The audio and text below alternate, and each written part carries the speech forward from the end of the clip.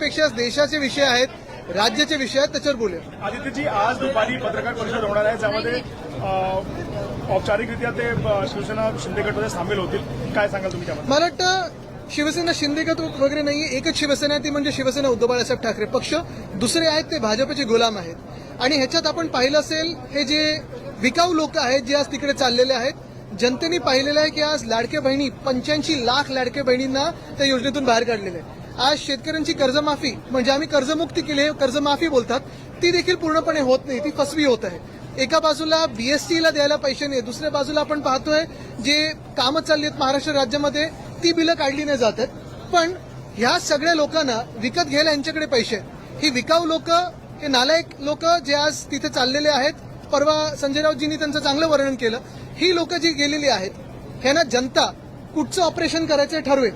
पण ह्याच्यात एक महत्वाचं आहे, हे सगळे जे खोटारडे लोक आज तिथे चाललेले आहेत, हे जिंकून आले ते भाजपाच्या विरोधातल्या मतांवर, हे जिंकून आले ते उद्धव साहेबांच्या चेहऱ्यावर जिंकून आले, हे जिंकून आले ते शिवसेना उद्धव बाळासाहेब ठाकरे पक्ष असेल, राष्ट्रवादी काँग्रेस शरदचंद्र पवार साहेबांचा पक्ष असेल किंवा काँग्रेस असेल, आणि आमचे सगळे मित्रपक्षांच्या सभा मागून मागून जिंकून आलेले आहेत. हे स्वतःच्या चेहऱ्यावर किंवा भाजपच्या चेहऱ्यावर जिंकून आलेले नाहीयेत.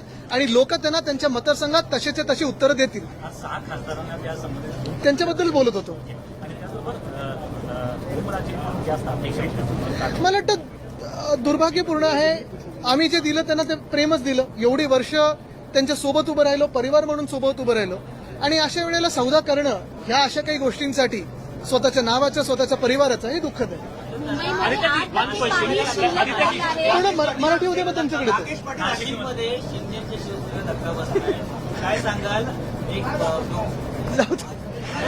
अरे हसता हसता बोलता नाही येतं, हसता हसता बोलता नाही येतं.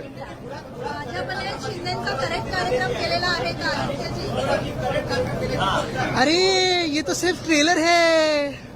मुंबईमध्ये केवळ 8% पाणी, मुंबईमध्ये 8% पाणी शिल्लक राहिलं आहे. मराठी उद्या मग ऐका, मराठी उद्या मग हिंदी करू, मग इंग्लिश करू, सगळ्या भाषा करू.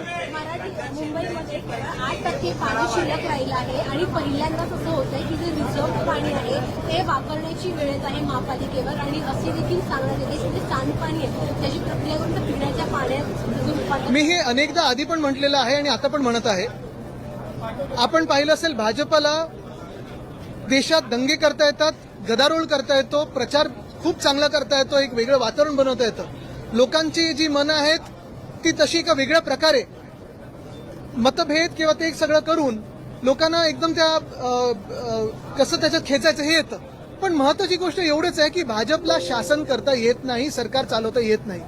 आता आपण पाहिलं असेल, मुंबईला इतिहासात पहिल्यांदा पाण्याचा कट, तर आपण ठीक आहे वर्षानुवर्ष थोडं ते पाणी ऍडजस्ट करायला लावतो, पण पाण्याचा कट 10% सांगूनही मला वाटतं जास्ती लागलेलं आहे. जे पाणी येत आहे ते गढूळ पाणी येत आहे. आणि असं सगळं मुंबई कधी अशी चालत नव्हती आधी. आता नुसतं पाण्याचे कट नाही तर विजेचे कट देखील लागायला लागलेले आहेत, बीएससीचा पॉवर ट्रिपिंग व्हायला लागलेला आहे. आणि एवढं नुसतं मुंबईत नाही तर पुण्यात आलटून पालटून पाणी यायला लागलेलं आहे. म्हणजे इथेनॉल सगळ्यासाठी पाणी खेचतायत, पण अजूनही लोकांना पिण्याचं पाणी मिळत नाहीये. आणि म्हणून भाजप सरकार चालवण्यापेक्षा नुसतं तोडफोड कशी करायची, लोकांचे पक्ष कसे फोडायची, लोकांची घरं कशी तोडायची, ह्याच्यावर लक्ष केंद्रित करू नये. थोडं ह्याच्याकडून लक्ष काढलं, निवडणुकीकडून लक्ष काढलं आणि शासन जिथे जिथे जिंकलेत ते चालवण्यात जर लक्ष दिलं तर सरकार अजून चांगली चालू शकतात. पण हेच माझं म्हणणं आहे की हे आमदार फोडा, मग आता खासदार फोडू, मग आता आम्ही परत एकदा तुमचे आमदार फोडू, मग नगरसेवक फोडू. थोडं तरी लक्ष तुम्हाला ज्याच्यासाठी निवडून दिलं असेल त्या निवडणूक आयोगाने त्याच्यावर तर टाका.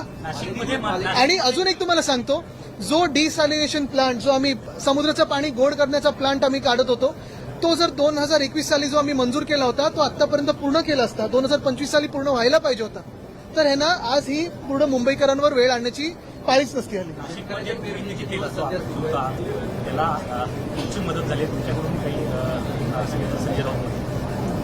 मग अशी सांगितलं ना मी, खासदार निघून गेले ते एक सांगतायत निधी मिळत नव्हता, आष्टीकर असेल किंवा ओमराजे निंबाळकर, त्याच्यामुळे हे पाऊल उचलावं. म्हणजे दुसरी बाजू ही पण दिसत आहे की हे सरकार कसं मतभेद करतं, हे एक फार महत्वाचं आहे. आज आम्हाला इथे सगळे जे आम्ही आमदार उभे आहोत, आम्हाला कोणालाही निधी मिळत नाहीये. जेव्हा कुठचंही आता एवढ्या 80 वर्षाचा जो इतिहास आहे आपल्या देशाचा, जी कुठची सत्ताधारी पक्ष असतील, विरोधी पक्षाला देखील थोडाफार पण तो निधी तरी द्यायचे, कारण आम्ही जे येतो ते जनतेतून निवडून येतो.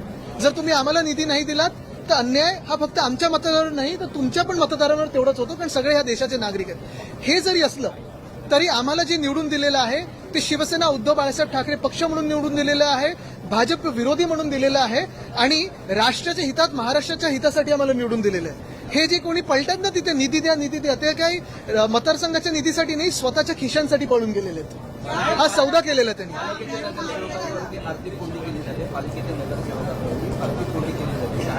आता तुम्ही हेच तर सांगितलं ना मी, आर्थिक कोंडी म्हणजे पैसे कोणाचे, जनतेचे आहेत ना. तुम्ही स्वतःच्या सत्तेसाठी वापरता, लोकांची पक्षांची तोडफोड करण्यासाठी वापरता हे पैसे.